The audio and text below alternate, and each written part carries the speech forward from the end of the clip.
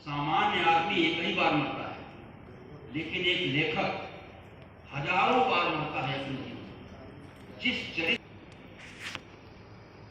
तो जितने चरित्र हैं, जितना सृजन वो करता है, हर सृजन में लेखक या रचनाकार मर जाता है। जैसा कि आप मधुमक्खियों के बारे में पढ़िए तो आपको तरह तरह की चीजें मिलेंगी कि कैसे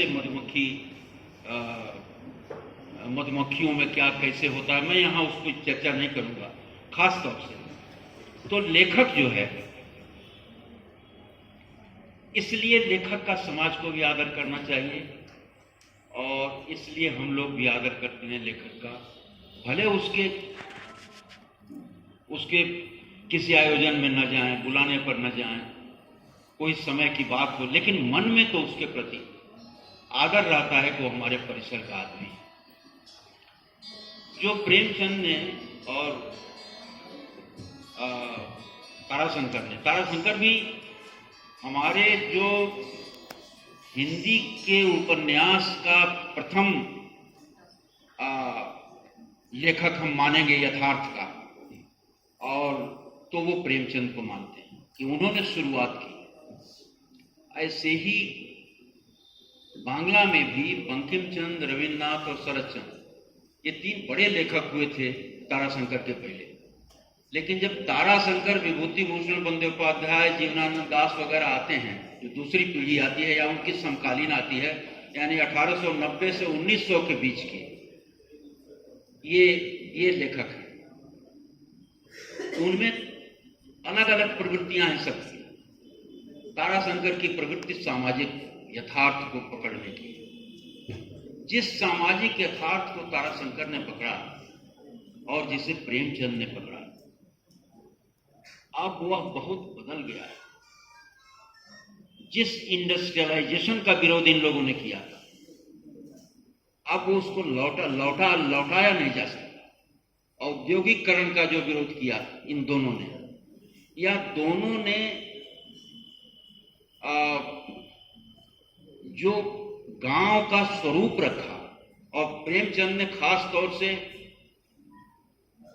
जो जिनके मन में उनके गद्यात्मक लेखन में यह आता है कि जिस तरह से गांधी के प्रभाव स्वरूप वो ग्राम स्वराज या ग्राम की आत्मनिर्भरता चाहते थे, अब वो संभव नहीं, समय बदल चुका है।